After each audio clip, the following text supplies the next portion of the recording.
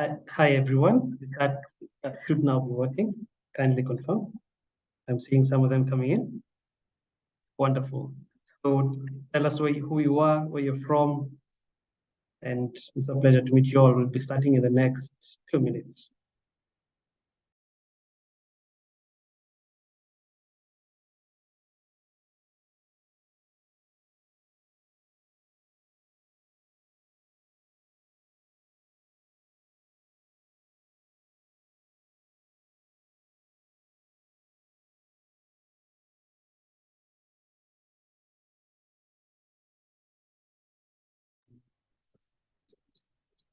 James Kamau from Kenya, nice to meet you.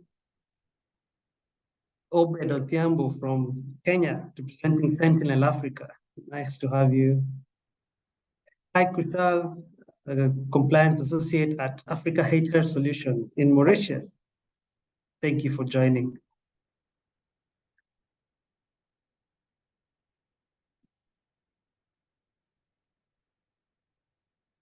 Hi, Mercy Coed from Kenya, working for EB Morgan. I hope I'm pronouncing it correctly. Thank you for joining. Nice to meet you.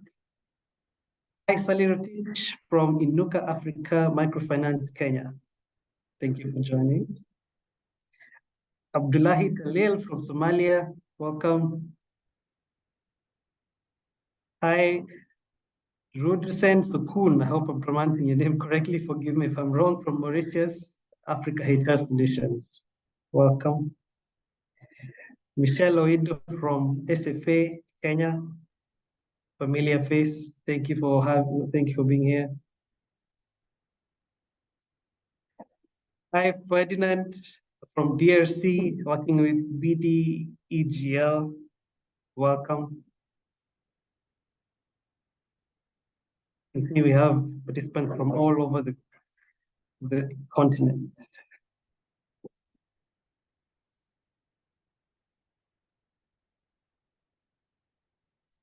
Lina Mbuthia from Daraja Africa Consulting in Kenya. Nice to meet you. Thank you for joining.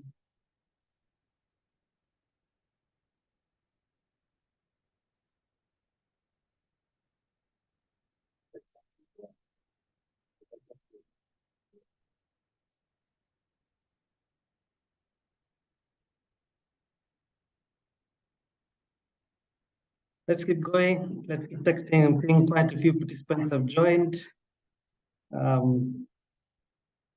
We'll start at exactly 2:40 in 2 minutes.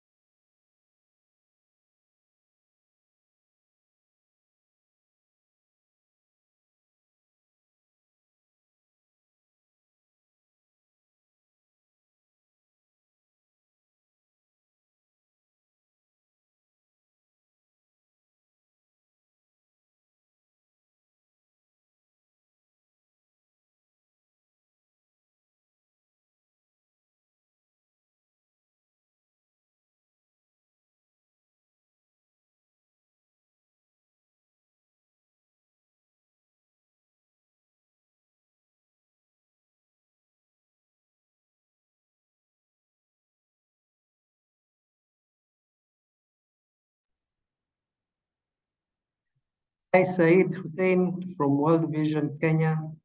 Nice to meet you. Thank you for joining.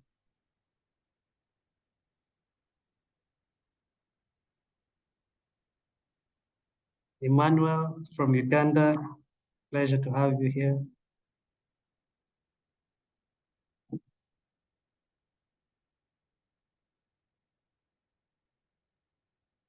Shafi from Premier Plus Associates, Tanzania. Thank you for being here. Welcome. Hi, Machu Kenneth from Uganda. Thank you for joining.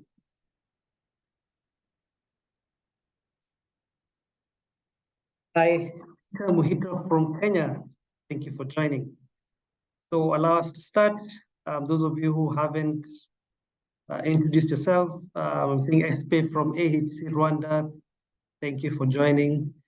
You can continue doing so as we start. I think everyone else has joined, and those who will be joining us will continue doing so. So again, I welcome you all to today's webinar. Today, our topic is the merging of enterprise risk management and internal audit. As I mentioned before, my name is Roger Muhia of BDO East Africa, and I'll be your moderator today. So the topic today is about risk management and internal audit. In the ever-changing landscape of business, organizations are constantly faced with a wide array of challenges. The two key players in helping companies tackle these challenges are ERM and internal audit. ERM usually keeps a watchful eye on risks and helps manage them proactively, while internal audit ensures that governance and internal controls are working as they should. So today, what we want to explore is the incredible synergy that can happen when these two crucial functions work together. And this synergy will not only reduce risk, but it would also boost efficiency and governance within organizations. We've got an awesome group of experts lined up for you today, who I will be introducing shortly. They've got a ton of experience and insights into how you can merge ERM and internal audit, which will lead to smarter decision-making, cost savings, and stronger risk-aware culture in your organization. As we go through this session, we really want to hear from you, so please don't be shy to ask any questions. I'm sure you can see the Q&A button, and also you can do the same in the chat. So please be encouraged to ask any questions, share any experiences, and jump into our discussions, and we'll be tackling them. We'll collect them as we go on and tackle them towards the end of our session. So let's embark on this journey together. And my hope is that by the end of this webinar, you'll walk away with valuable insights that can make a real difference in how your organization manages risk and audits its internal processes. So without further ado, let's kick things off in one moment.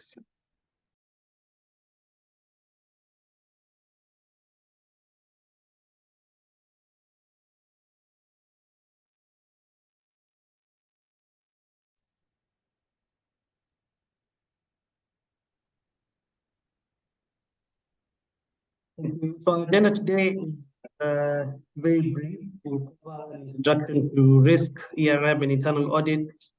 We will understand the synergy between ERM and internal audit. We'll look at some of the challenges faced when merging ERM and internal audit.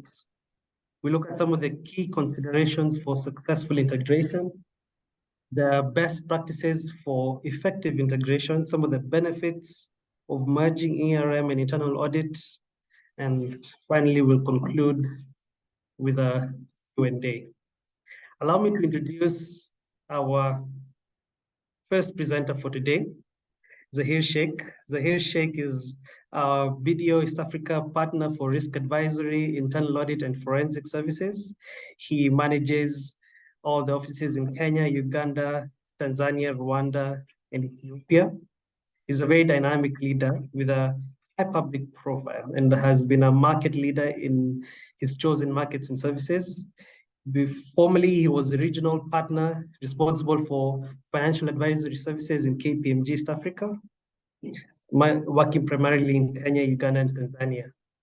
He has over 30 years of experience, 7 of those years in the UK, and 24 years gained at KPMG, where he established the first forensic practice in Africa in 2000 and grew it to a team of 25 full-time forensic specialists in the region. He was also the regional partner of the corporate recovery business unit for a while.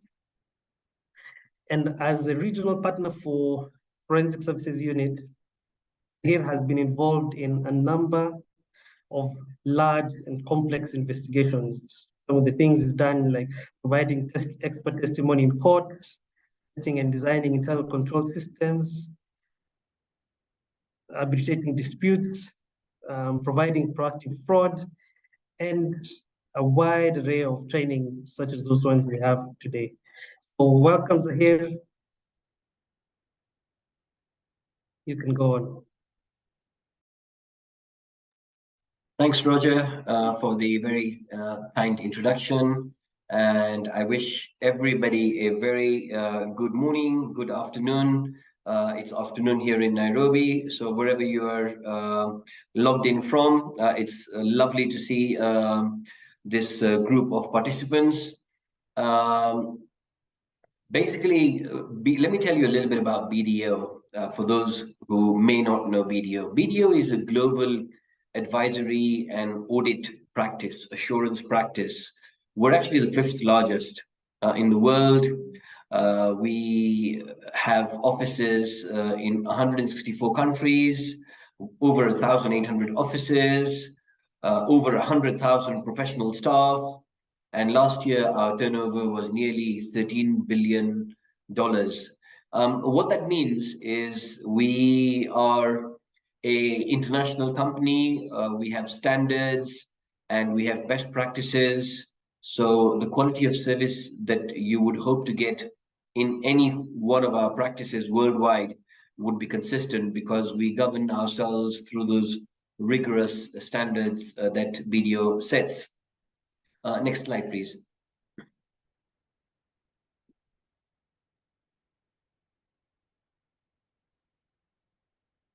In East Africa, you can see, and in Africa, in fact, you can see we have a fairly large footprint. All of those areas marked in blue, we have a presence.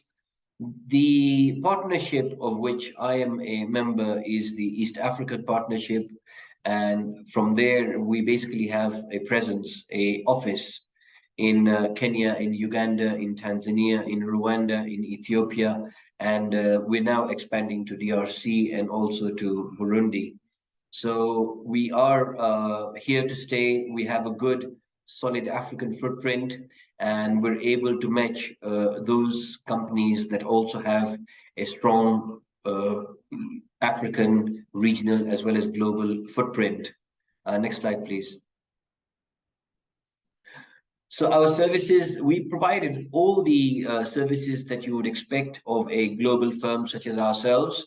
The traditional one obviously is audit and tax, but we also provide outsourcing services, accounting, bookkeeping, statutory reports, management reports, payroll services, secretarial services, legal services, fund management services, and so on and so forth.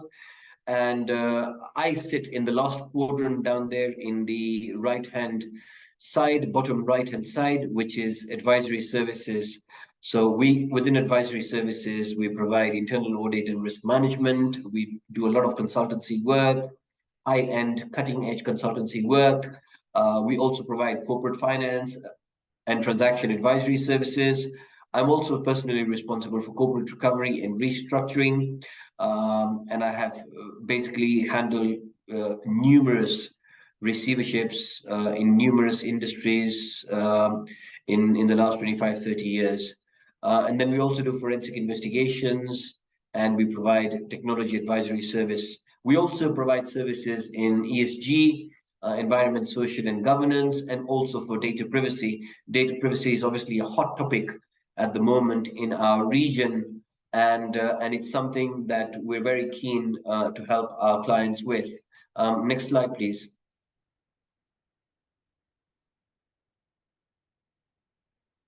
So let's just talk about merging ERM and internal audit. We know that merging ERM and internal audit can and is a very powerful strategy for organizations. But before we delve into that, let's first look at the basics. Let's talk about risk. What is risk? what is ERM, what is internal audit, and why are these important in today's business world.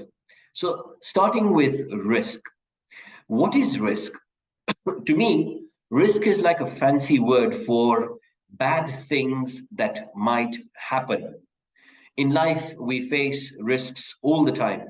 For example, when you cross the road, there's a risk of getting hit by a car. When businesses operate, they also face risks. But these are more about things that could go wrong and hurt the business. So, risk in the corporate world refers to the possibility of something negative happening.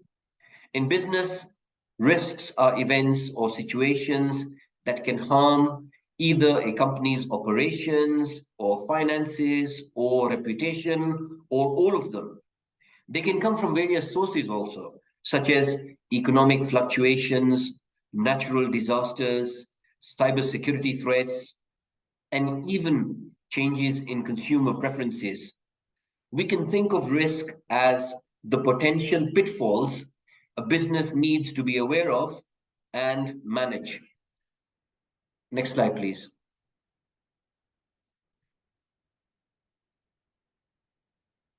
So, if we look at enterprise risk management and why this is growing in importance, in essence, enterprise risk management is about identifying, assessing, and managing the various risks that a business faces. And basically, you're doing that to ensure its long-term success and stability, because as we know, we are competing in an increasingly complex and uncertain world. So let's look at some of the reasons why ERM is becoming more and more critical, in today's world. Firstly, there's globalization. Businesses operate in a global economy, which means they're exposed to risks from all around the world. ERM helps companies identify and address these international risks. Then there's technology. And we all know rapid technological changes can be both a blessing as well as a curse. While new technology can boost productivity, it also introduces new risks, such as data breaches and competition, particularly from disruptive startups. I'm sure we've experienced some of that in some of our industries here in Kenya. And ERM helps companies navigate through these tech-related risks. Then there's another category, which is regulations. Governments and international bodies are constantly changing the rules that businesses must follow.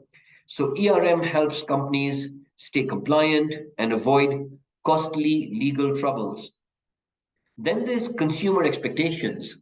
Today's consumers and customers are more socially conscious and expect businesses to act responsibly. A failure to manage risks, like environmental impact or labor practices, can lead to reputation damage and to financial losses.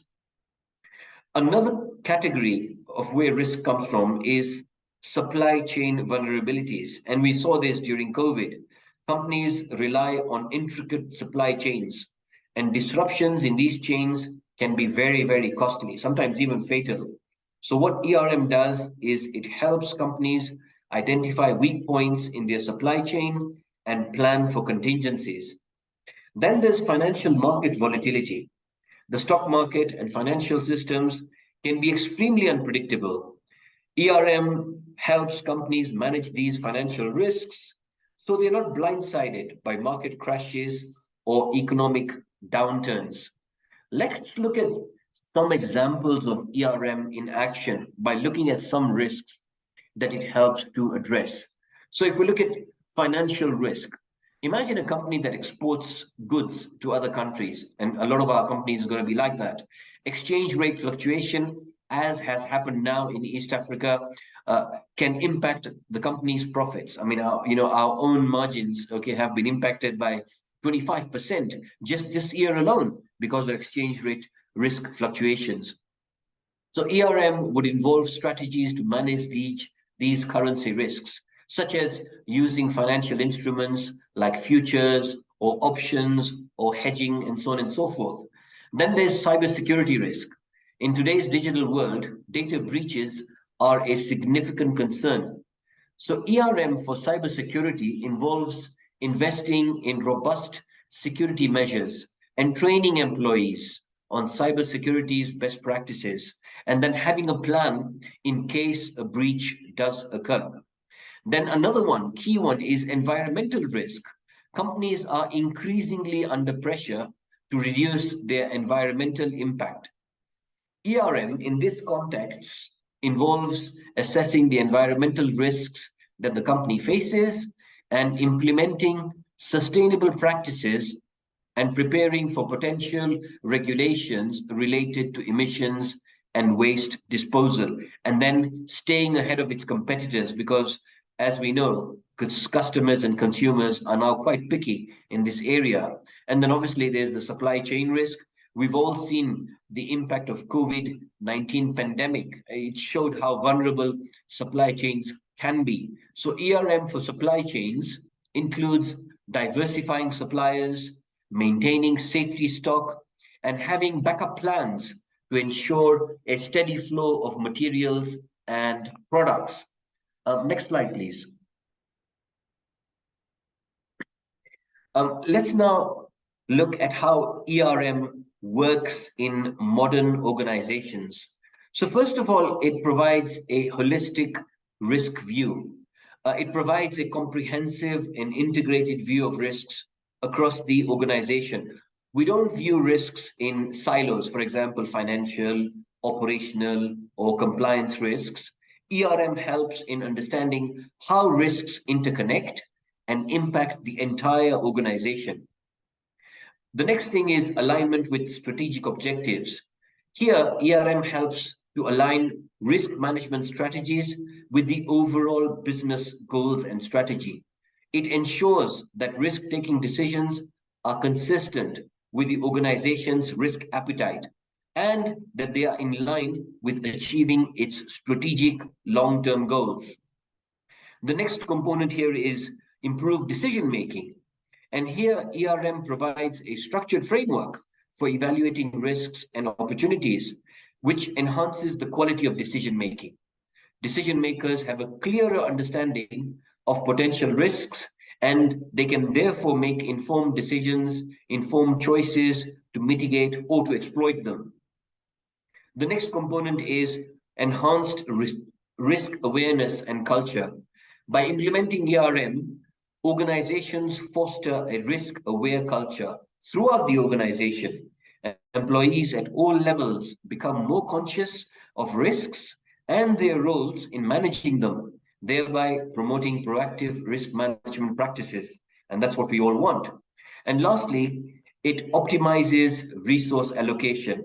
ERM helps in prioritizing risks based on their potential impact and their likelihood. Organizations can allocate resources more effectively by focusing on mitigating the most significant risks that could adversely affect their objectives. Next slide, please. Next, let's look at the ERM COSO framework.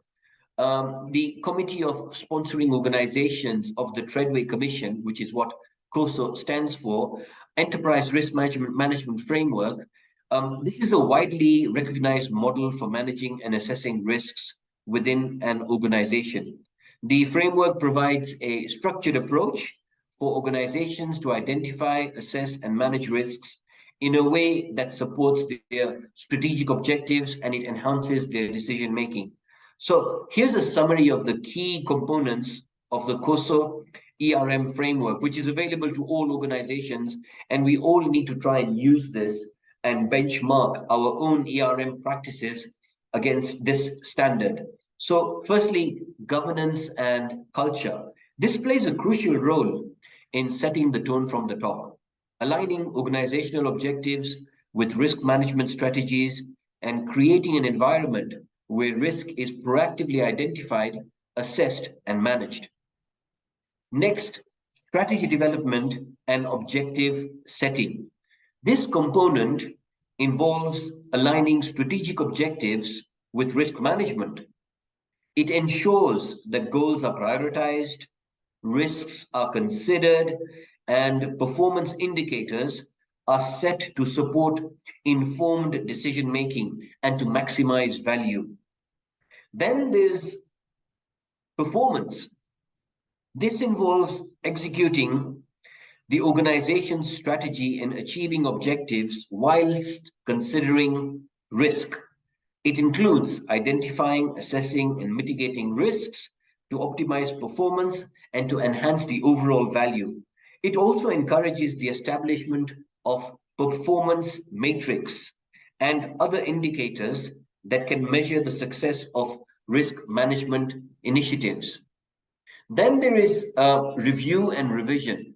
This component emphasizes the importance of ongoing monitoring and periodic reassessment of the effectiveness of the ERM process.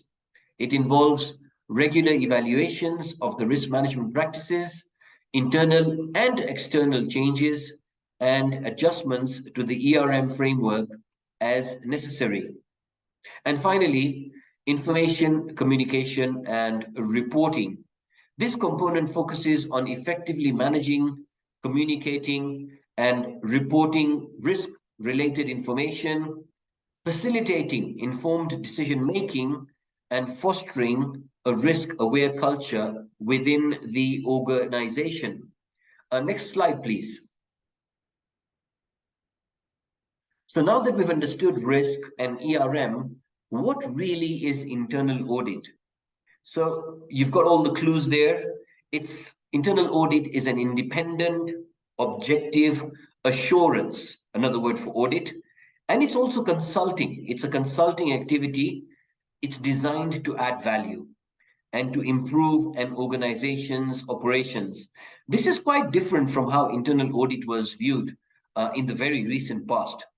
Now it helps organizations to accomplish their objectives by evaluating and improving the effectiveness of not just financial controls, but also risk management, overall controls, as well as strategy and governance processes. Next slide, please. So let's look at how, when you have internal audit performing the function that it's supposed to perform, how this can benefit an organization. So, here's how internal audit can help. First of all, through risk assessment. Internal auditors identify and assess risks that could impact the organization's overall objectives. They help to understand these risks, and once this happens, the organization can take proactive measures to mitigate them. The other thing they do is control evaluation. Internal auditors assess the effectiveness of internal controls which are in place to manage risks. They ensure that the policies, procedures, and practices are in line with the industry's best practices and standards. The other area where internal audit can add value is compliance verification.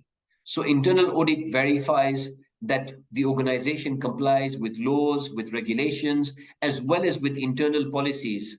This will help because it will prevent legal issues, fines, and reputational damage. The other area is operational efficiency. Here, internal auditors review operational processes to identify areas for improvement. This can lead to cost savings, increased efficiency, and better resource utilization. Obviously, one of the original internal audit functions. Another function is fraud detection, and internal auditors may, from time to time, detect fraudulent activities or irregularities within the organization. This is crucial because if internal audit does this, first of all, it maintains trust, and secondly, it can prevent financial losses from escalating. We all know when frauds are not detected, for years and years on end, how that can be a major loss of value to an organization. The next area where internal audit can help is by providing objective insights. Internal auditors provide objective and independent assessments because of where they sit. They are not influenced by the internal politics of the organization, and this ensures that they have, to a large extent, unbiased evaluations of the work that they do. The other area, which is now becoming more and more common, is consulting services. So, in addition to the normal internal audits, internal audit departments often provide consulting services. They can advise on process improvement, improving controls, data privacies, and lots of other areas to enhance the organization's overall performance. Then there is also continuous improvement. Because internal audit is an ongoing process, it can lead to continuous improvement within the organization by acting continuously on audit results.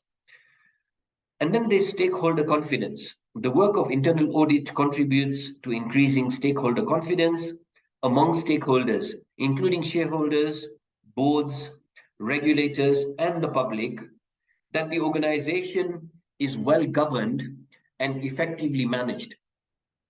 And finally, and again, this is one of those expanded roles of internal audit, it's strategic insights. Internal audit can provide insights that are invaluable or valuable for strategic decision making. By assessing risks and controls related to strategic initiatives, internal audit helps leadership make informed choices. Next slide, please. So now that we've covered the basics of risk and ERM, as well as internal audit, let's delve into how we might bring synergy between ERM and internal audit. And what I'm going to do now is I'm going to hand you over to my colleague, Joseph Mwanzanje, to take you on from here on. Joseph? Good afternoon, team. Thank you. Zahir has taken you through the introduction to ERM, the second to the introduction to audit. I want us to go a little further to dive into the synergy, understanding the need for synergy between the ERM and the internal audit. So ERM is a strategic approach in identifying and assessing managing risk that could affect the organization's ability to achieve its objectives. So want us to understand the importance of bringing the synergy between these two functions. That is, exploring the alignment between enterprise risk management and internal audit objectives. This is crucial in optimizing our risk management processes within an organization. Moreover, leveraging ERM in internal audit planning and execution, it enhances the efficiency and effectiveness of the internal audit function. So when we're aligning the ERM and the internal objectives, one, we have to have the common objective that is in the effective risk management. But both ERM and internal audit share the common goal of effectively identifying, assessing, and managing risks that could impact on organizational objectives and operations. The other objectives between the two is the understanding the organizational objectives. And this objective, ERM helps in identifying and understanding the organization's strategic objectives and aligning risk management strategies with these goals. Whereas internal audit, it works to ensure that risks are managed in a manner that is consistent with these objectives and organizational strategies. Both ERM and internal audit mostly work in a way that they are aligned with the strategies of the organization to make sure at the end of the day the organization meets its goals and objectives. The third objective is the risk assessment alignment. ERM establishes the context. ERM establishes the context for risk assessment, providing a framework. It's providing for framework for identifying, evaluating, and prioritizing these risks. Whereas internal audit just utilizes the risk assessment to focus its audit efforts on higher risk areas, ensuring a more targeted and efficient audit processes. So as we all know that internal audit is a risk-based approach, and whereas the ARM establishes the context for risk assessment, internal audit can use this risk assessment that are done by ERM to focus the audit areas in more areas that will add value to the organizational processes in order to improve its performance. The other one is the feedback loop for risk improvement. So internal audit provides feedback on the effectiveness of ERM processes, including the identification and mitigation of risk. This is based on the lines of defense, where we said that internal audit sits at the third line of defense, where it provides assurance on the effectiveness of those controls and the risk management effectiveness. So under the feedback loop, ERM uses this feedback to continuously improve its risk management strategies and practices. So once internal audit has given its assurance on those on the enterprise risk management, the ERM function can use this feedback to better improve and continuously improve its management of risk. Then the last one is the assurance for risk management. I've already touched on that internal audit. It provides that assurance to the board and management that ERM processes are effective in managing risks and achieving organizational objectives. So ERM can use this this feedback from internal audit to build on the changes in their risk management procedures to improve, to be better efficiently.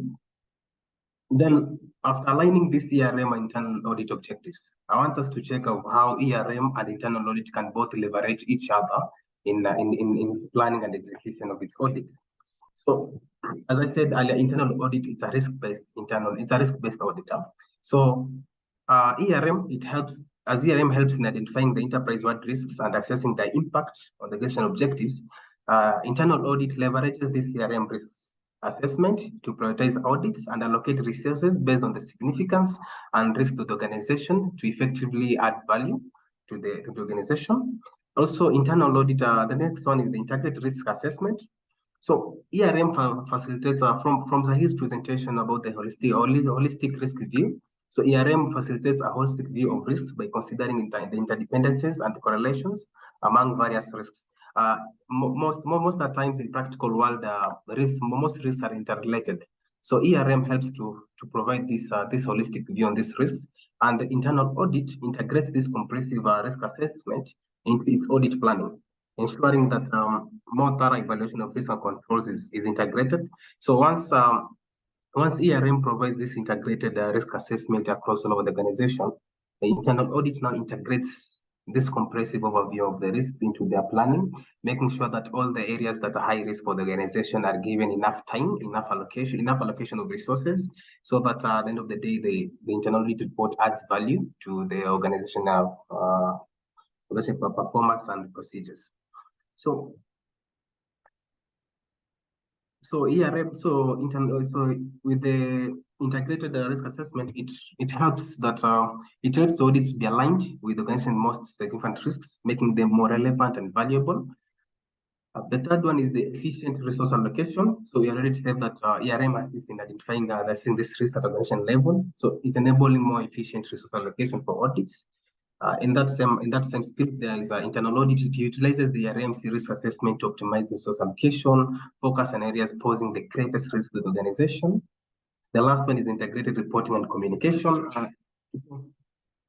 Internal audit aligns its reports with ERM risks categories and terminology, ensuring consistency, facilitating a better understanding of risks across the organization, whereas ERM provides a consolidated view of risk across the organization, which can be leveraged by internal audit for reporting and communication purposes. So by aligning ERM and internal audit objectives and leveraging ERM in internal audit planning and execution, organization can achieve a more integrated and organizations can achieve a more integrated and efficient approach to risk management. So this alignment enhances risk assessment, resource utilization, reporting, and overall risk management effectiveness within the organization.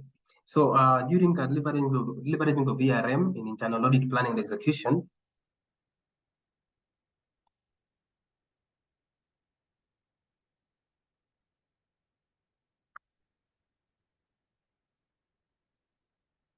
dear Marcella, we'll take the questions. We can come back to the questions once we finish the presentation, if that's okay with you.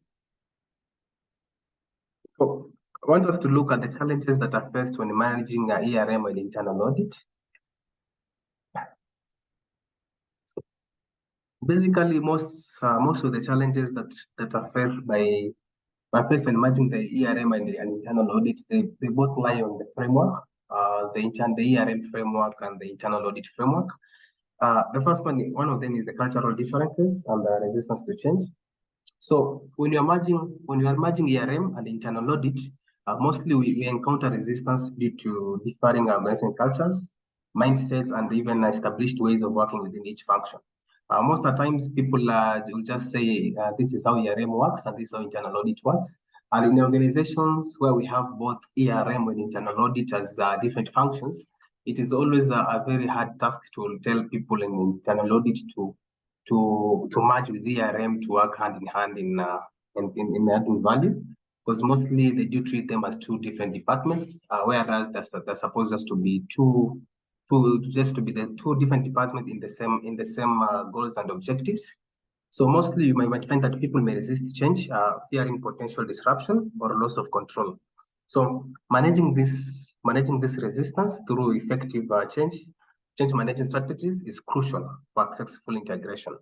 So on the next slide, we'll look into more ways on how we can overcome these challenges in ARM and risk internal merging. So the second one is resource constraints, whereas we know that small organizations may struggle to allocate resources to both ERM and internal functions effectively, and most organizations they combine internal audit and risk management as one, so that they can save on the resources in terms of allocation of having new staffs or additional staffs. Then the third one is the data integration and technology challenges. So combining ERM and internal audit requires integration data from various sources and systems.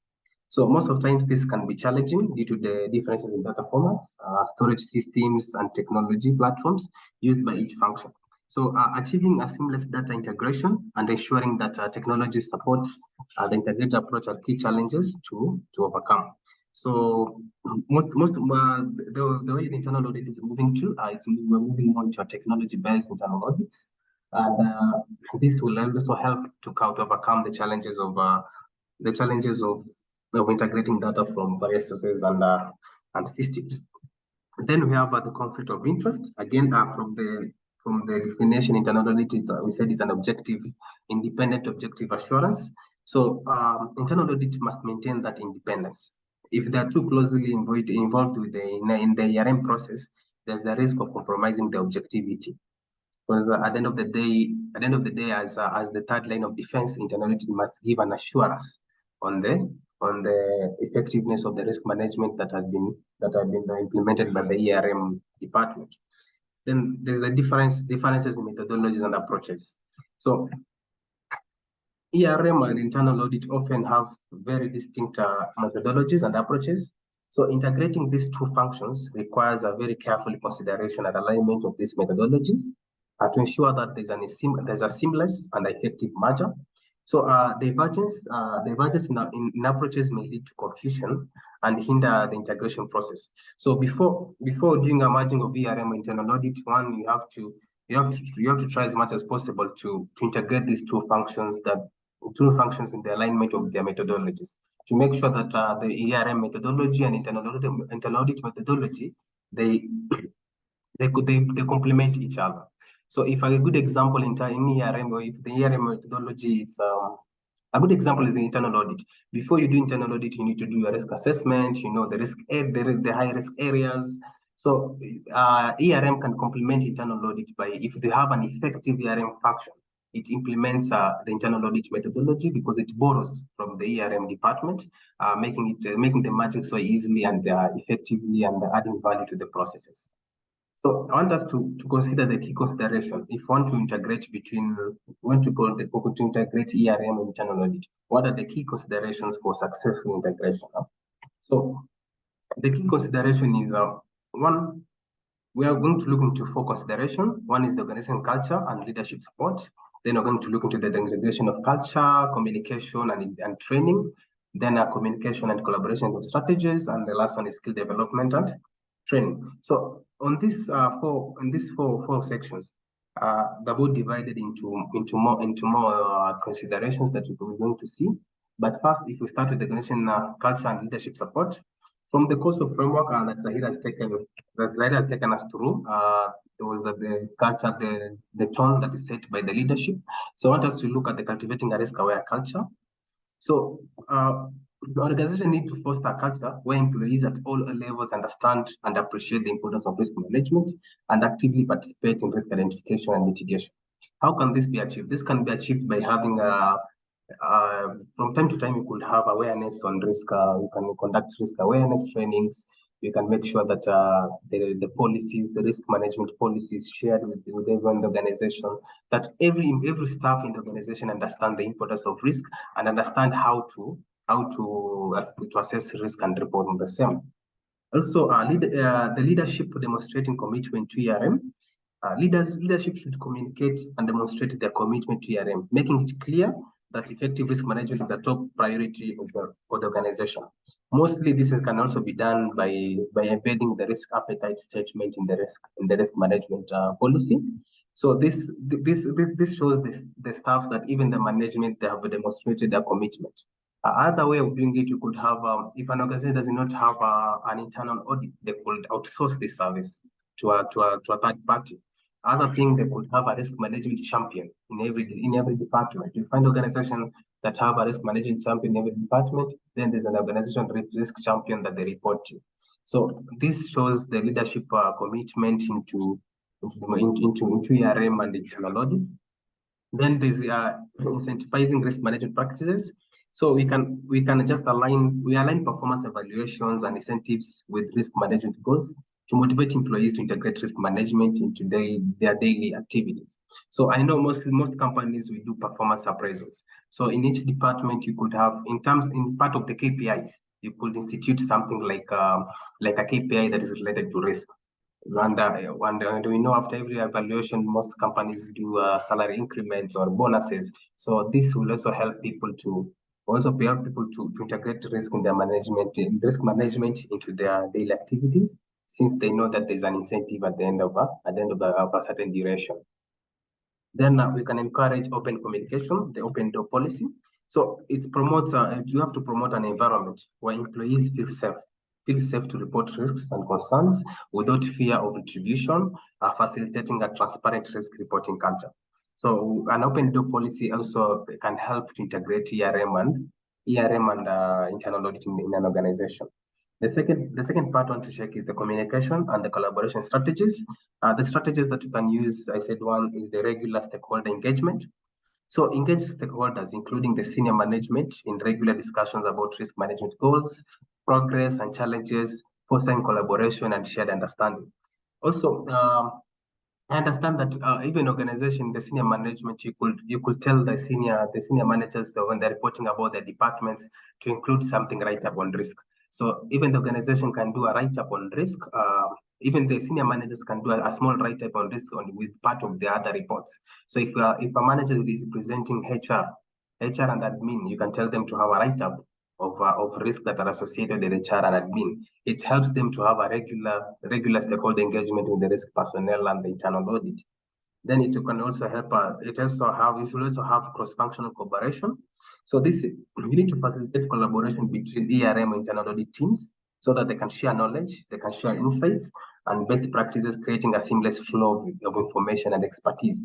So in most cases, internal audit and ERM mostly are all accountants or certified public accountants or internal auditors and or risk experts. So if there's the cross-functional collaboration of information, it helps each other to gain from the other person on the best practices, and it can create a very seamless flow of information expertise, and it can help the organization meet the objectives and its performance.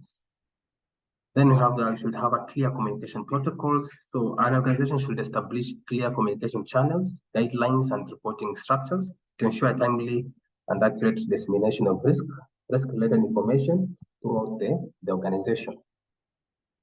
So that is then the last one is utilization of technology for communication. So again, we can leverage communication collaboration tools and technology to facilitate real-time communication and collaboration, especially in a hybrid or remote work environment. A good example, most organizations that have integrated the Microsoft 365. So we could have this documentation saved in the SharePoint that everyone in the team could get this information real time, and they can collaborate, they can contribute into it, so that it allows the communication of the strategies more efficiently, and help to utilize the technology. Because I'm pretty sure most of the organizations that I've been to, they use the Microsoft 365, and most of them have utilized it at around 40%.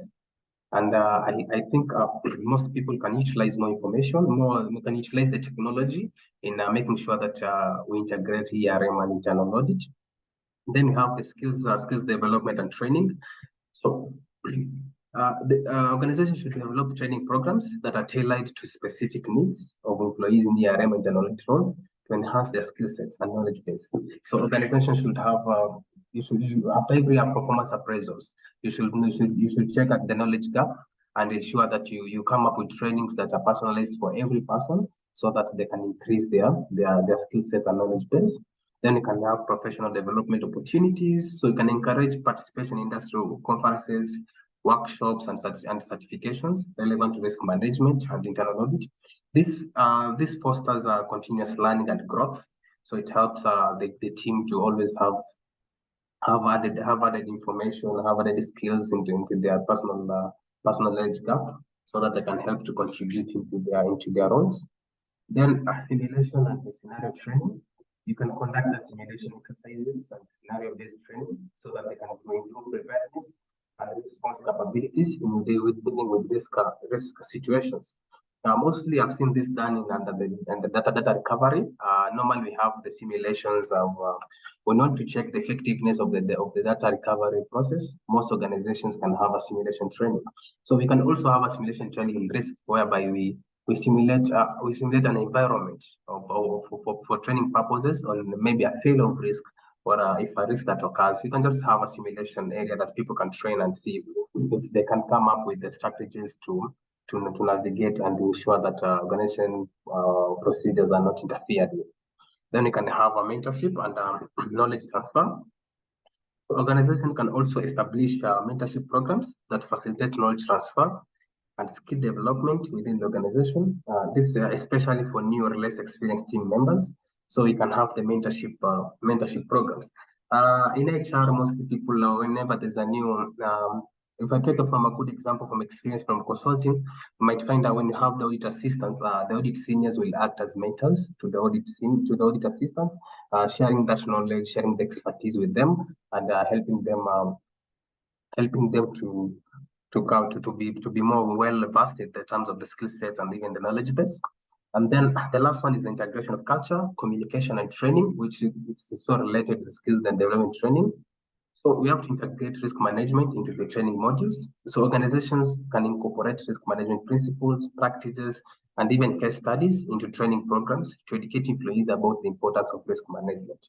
And also we can include risk awareness in performance metrics. So I talked about that when we were talking about incentivizing risk management, where we say that we can just integrate the risk awareness and adherence to risk management practices as part of performance metrics and evaluations. So it reinforces its importance. We can also encourage continuous learning and improvement. Again, that's related to the skill development and training, whereby you can just promote a culture of continuous learning by providing ongoing opportunities for training, developing and feedback, encouraging employees to enhance their risk management capabilities continually. This can be done through the CPD trainings that are mostly offered by the professional bodies, including the ECPAC or the IAL, that can offer these trainings at a small fee. Or also you can still use your sourced consultants to offer you those services. So I want us to check the best practices. So we have seen the key consideration for successful integration. I want us to check the best practices for effective integration. So the best practices that currently happen across organizations. So The best practice for effective integration, one, you have to establish clear goals and objectives. So we need to have an objective definition whereby we clearly define the purpose and the desired outcomes of integrating ERM and internal audit. We need to clearly define it in our goals and objectives. Then we need to align with strategy. So we have to ensure that the integration objectives align with the overall organization strategy and vision. So at the end of the day, internal audit and ERM should work towards the main strategy that the organization is working to achieve. Then both ERM and internal audit should have a unified vision. So you should establish a shared vision to guide the integration efforts and measure strategy. So once you come up with a unified vision, we should see how you measure that success. You should come up with KPIs. You say maybe after 3 months we need to have achieved this. So you should come up with a clear measurement tool that measures the success of that integration. Then the next one is building a collaborative team approach. So again, this is about cross-functional teams. So you should form a cross-functional team involving members from ERM and internal audit for joint assessments and audits. So you can have maybe 2 members from internal audit and 2 members for ERM. They can share expertise in identifying risks and coming up with the mitigation of those risks. And also the same people can use them to conduct an audit on the effectiveness of those mitigations that the team would have come up. So this will again help them to share expertise between the members, share knowledge base, and improve so that they can improve even to be better auditors and ERM experts. They should have a shared accountability. So we should foster a sense of shared ownership and responsibility for risk management outcomes.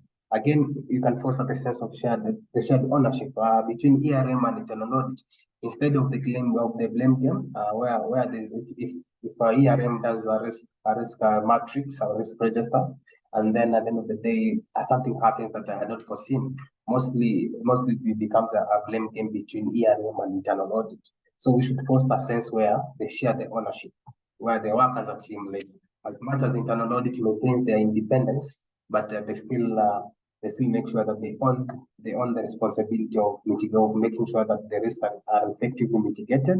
Whereas ERM again on the ownership that maybe it was an oversight. So we should share that sense of shared ownership and responsibility.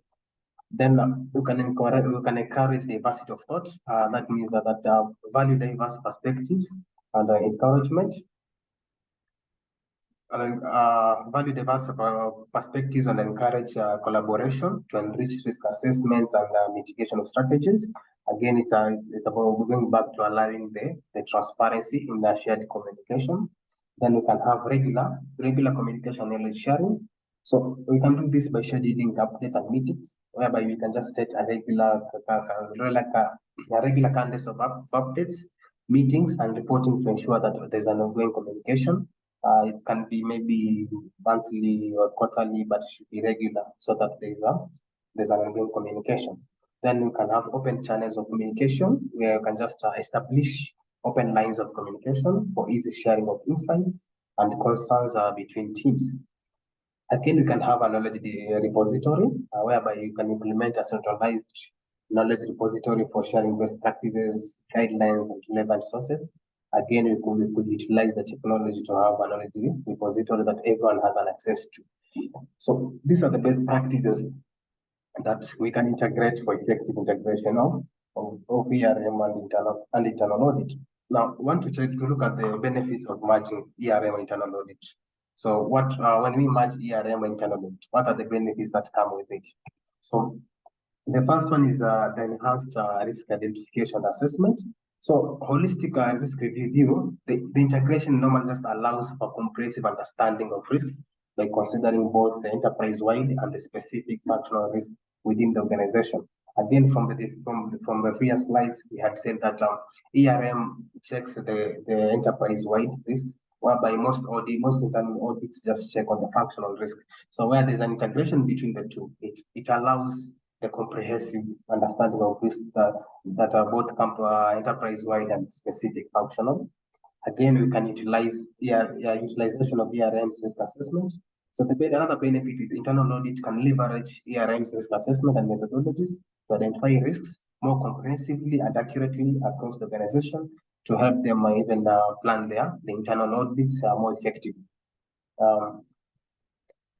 There's also cross-functional collaboration. So merging the ERM and internal audit, it brings collaboration between ERM and internal audit, ensures that risk identification is not limited to a single department, leading to a more comprehensive risk identification to a process. So it helps one at even time to have an understanding of the enterprise-wide risk assessment for both functions. Then there's the scenario analysis and stress testing. So another benefit is that by integrating ERM insights, internal audit can conduct a scenario analysis and stress testing to test the impact of various risk scenarios on the organization. A good example currently, one of the biggest risks is cybersecurity. And I'm pretty sure every organization have come up with tools, have come up with mitigation. Some can tell you they're doing backups maybe daily, some can do backups weekly. Now, internal audit can use the risk that has been identified by ERM, like the good risk of cybersecurity. Internal audit could do a scenario. They could do a scenario analysis or stress testing. They can try to conduct a practical scenario where there's a cybersecurity. How will the company mitigate those risks? Then the second benefit is to streamline the risk-based audit approach. Again, the prioritization of high-risk areas. We say that since the ERM does the ERM methodology is most focuses on enterprise-wide risk, the integration enables internal to focus on high-risk areas identified through ERM assessments. So it allows for a more targeted and efficient audit approach. So internal audit can focus on only the high-risk areas, so that is a more targeted, more effective, more efficient, instead of just doing an audit for those areas, the areas that are again low risk. Then there's optimized resource allocation. So by aligning risk assessments, internal audit can allocate resources more efficiently to areas that pose the greatest risk to the organization. Again, other benefit is the integration of ERM frameworks. So internal audit can integrate ERM frameworks, methodologies, and the risk scoring system into its audit processes, streamlining the assessment of risk and controls. Again, internal audit leverages more on ERM. The last one is consistency in risk assessment criteria. So when there's an integration between ERM and internal audit, it ensures that the criteria used for risk assessment in ERM are consistent with those used in the risk-based audit approach. So it avoids duplication and confusion. So where the criteria is the same, there's very less confusion between the two. So the third benefit is the improved efficiency and effectiveness. So one, the elimination of redundancy. We said that when there's integrated, we avoid a lot of duplication and confusion. So integrating the ERM and the processes, it eliminates the redundancy by reducing duplicate risk assessment and audits.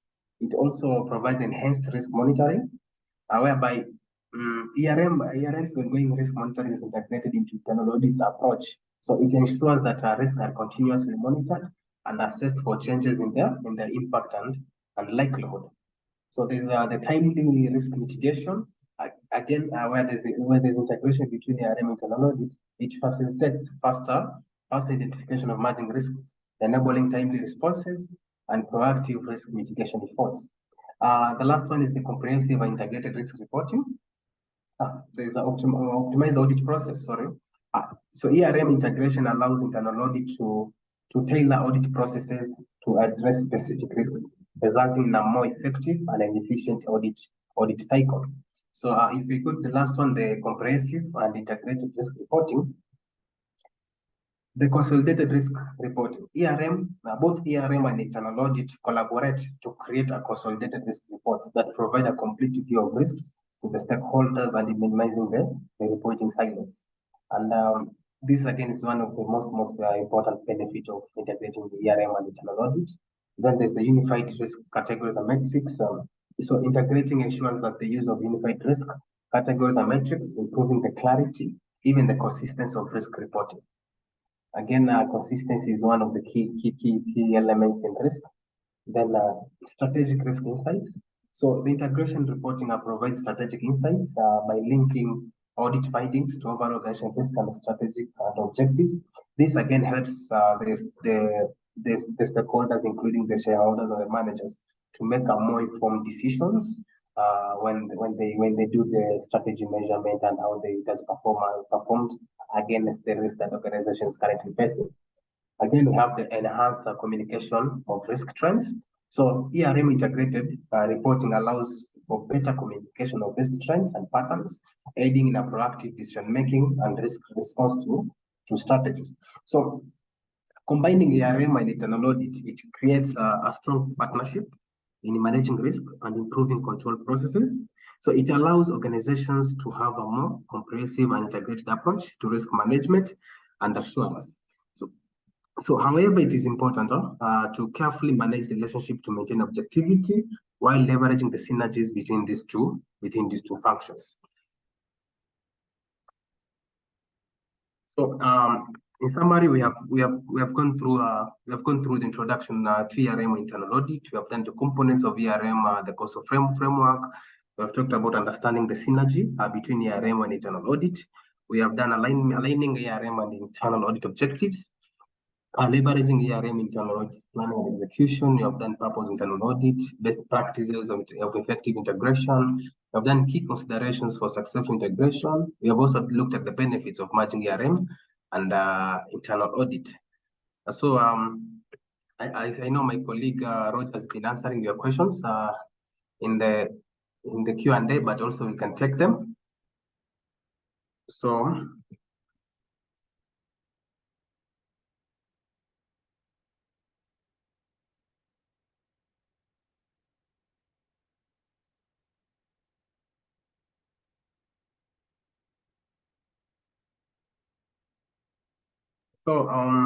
the first question is, dear Joseph, please elaborate more how integrated audit must be performed and resources required, as well as the way of reporting. Zahir, you want to take it? Basically, the key difference is between that audit and a normal audit is, in addition to the normal audit, you're also going to have an audit of your internal controls. So that's really the key difference. In terms of your resources, you're going to need the additional resources. In addition to just the audit team, you're also going to need technology. You're going to need your audit software for data analysis and testing. Your auditors will need to be aware of a COSO framework or something equivalent to evaluate the internal controls. And company's management, you'll need to get their cooperation for this exercise, because it's not just going to be a financial audit. It's going to include testing of internal controls as well. So in terms of reporting, you will obviously have your normal financial report, but you're also going to have an opinion on internal controls. You'll have your standard management letter, and then if there's any public disclosure, especially if the company is publicly traded, then that will also feature there. I think those are the key differences between the traditional audit and an integrated approach. And in terms of the other question, I think there was one more question. I think that was answered during the course of your presentation, because that talked about, the challenges between ERM and internal audit, but I think you answered that quite adequately. So unless there's any other questions, Kushal, I think, was talking about the presentation. Yes, we will be sharing a copy of the recording, and usually we also provide copies of our recording on YouTube. So you'll get both. You'll get a copy of our recording, so the full recording with all of the explanations, the questions and the answers, and we also post it on YouTube. Over to you, Roger. There's another question, Zahir. Maybe I can take it. It was saying that another quick one.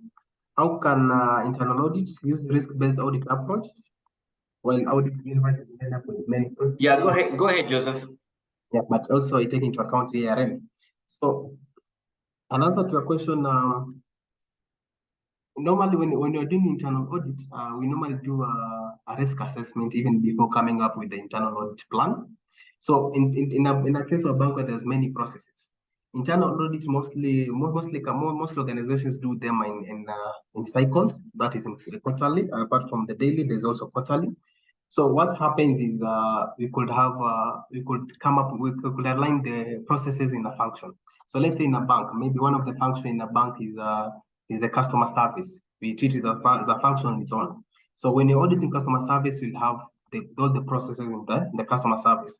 But first, you'll have to do your risk assessment before we come up with the risk-based audit approach in terms of the audit plan. So you do your risk assessment, you know the risk. Again, you also check on the processes. So internal audit mostly it's based on samples. So mostly be checking on the process in terms of the policies. So if it's customer service you're auditing, you'll be checking into the policies that support that customer service. The policies and the standard operating procedures, you can do a walkthrough. You can do a walkthrough test whereby you can just audit the whole process from where it starts to where it ends. So yes, I understand that the audit universe is big, but we can audit this universe based on functions. So we can go to function after function. So if when a bank has like maybe say 5 functions or 8 functions, you can say quarter 1 you're doing 3 functions. That is also based on your risk assessment, whereby we said again when you integrate these two, will be more focused on the high risk areas, the areas that have got a greater risk. So you might find some areas you can audit them every quarter. Some areas you can audit them maybe twice in a year. So again, that's how we do. We can use the risk-based audit approach. I hope I've answered you.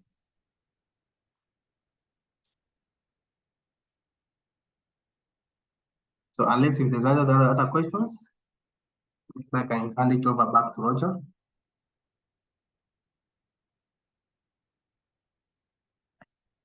So there's another question that says, can the internal auditor be also in charge of internal compliance without affecting its independence as internal auditor?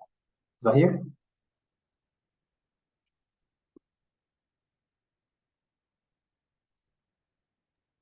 Sorry, Joseph, you take that one, please. Okay. So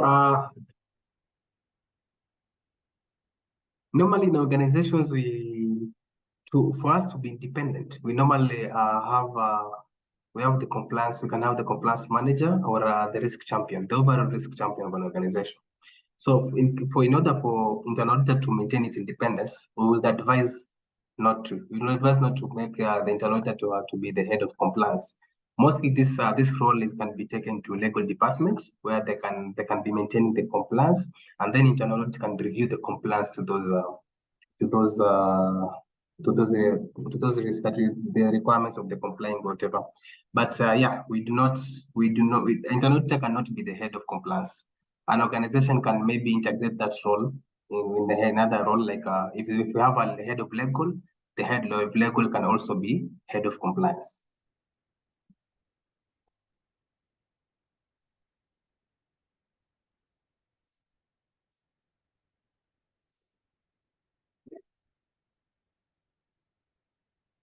So James, you're saying I'm enjoying the session. However, I have one question. How can a fresh graduate join internal audit at BDO East Africa, even there's no graduate program in Kenya?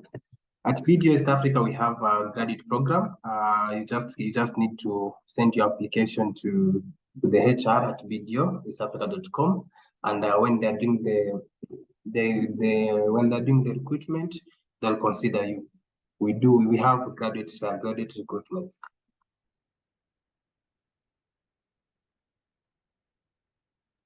So I think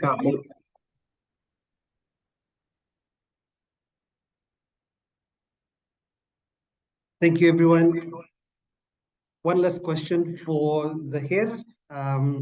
We have Krishan who's asking if you can give any specific examples that you might have faced in internal auditing based on your work experience.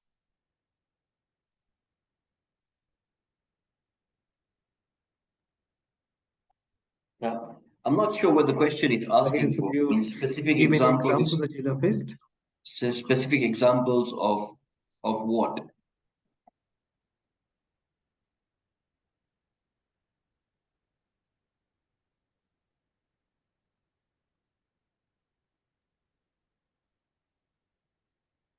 Seems Zahir is not available. Maybe Joseph can share some of the examples that he's faced in internal audit. Okay. Okay, it's more of an open. Can you give any specific examples that you have might face in internal audit? Specific examples based on what? Maybe if you could, maybe elaborate your question. Was just ask if can you give any specific examples that you might have faced in internal auditing, based on in terms of challenges or what? Finally, on risk management. So yes, in terms of in our work, we have both faced and organizations where they have the risk management function, and other organizations that don't have the risk management function. So a specific example is in organization where we offer internal audit services and they don't have the ERM. In a way, we try to be like an ERM to them. So in internal audit, apart from adding value, in internal audit, we add the main goal in internal audit is adding value. So we do that by also helping them incorporate their risk properly. So we normally offer what we call the risk management reports. We normally offer risk management reports to them as an added value to the internal audit that we're offering them. So most of the cases on risk management, yes, sometimes we have organizations that have VRM, sometimes we have organizations that don't have VRM. So as added value, we just offer the ERM services to them. I don't know if that answers your question.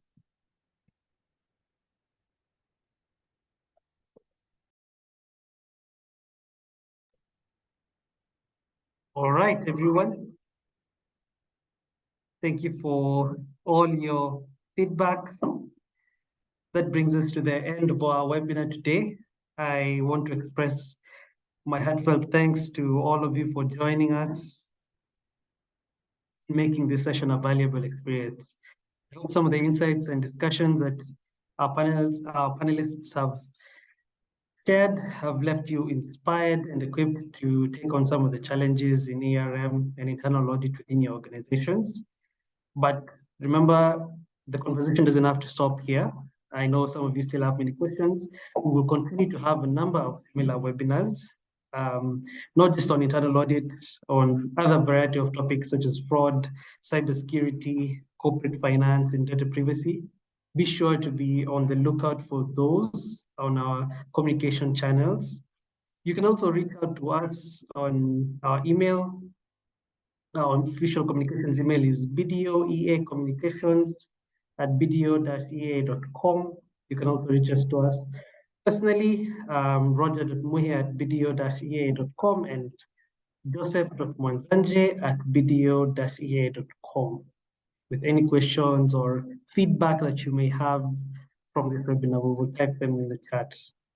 So once again, thank you all for your time, your participation, your questions, and your dedication to joining us. We wish all of you success in your organizations, specifically in your risk management and audit endeavors. Until next time, take care and see you again.